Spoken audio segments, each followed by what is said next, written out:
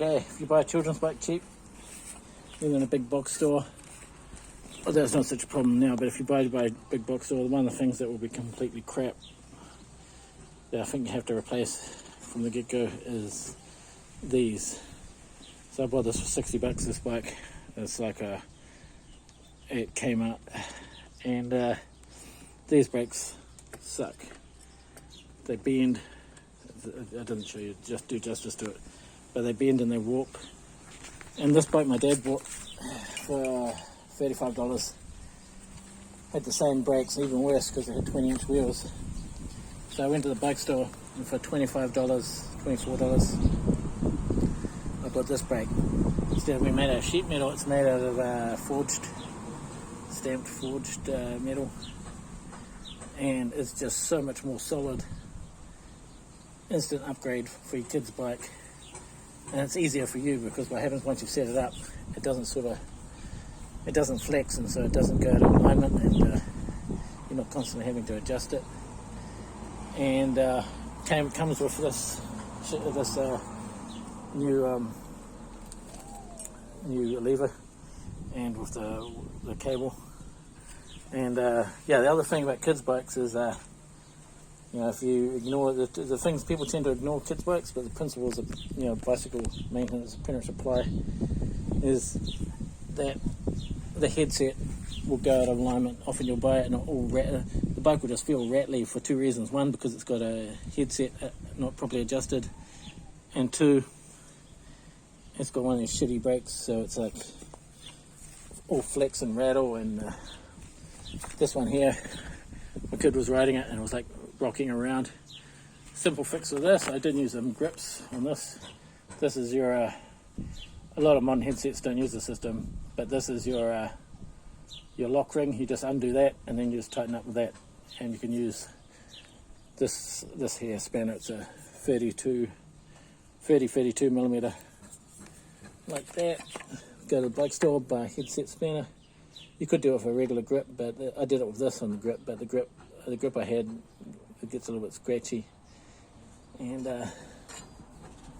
that's instant minute job. This one was a little bit more than a minute, but so much better, this bike.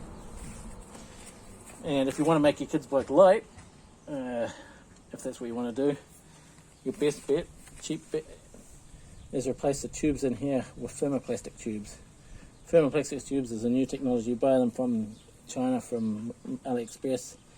It's a new technology that is way more than half the weight of butyl synthetic rubber tubes. And you could probably buy a carbon fiber seat. That will probably reduce the weight significantly. And then take these off, remove this, and use a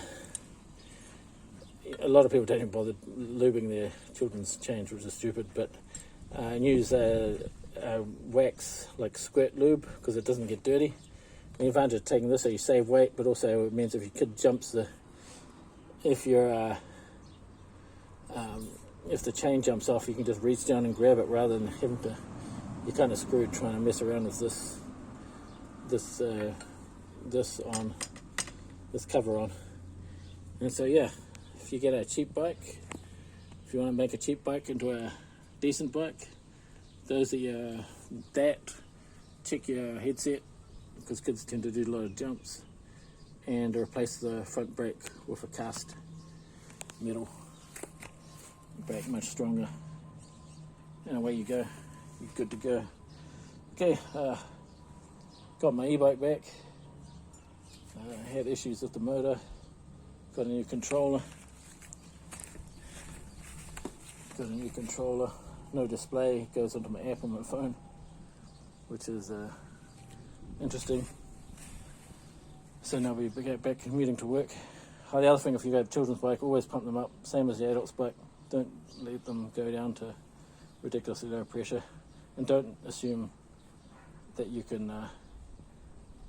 just feel how the pressure is. I pump these up to around 45 psi. Okay, Jack. that's it. Tomorrow I'll get going back to work. Oh, here's the original brake. That's the original brake. And you can see how it's been twisted. Okay, catch you again tomorrow. I'll get another video out tomorrow. My first going back to work. I'm kind of looking forward to commuting by bike again.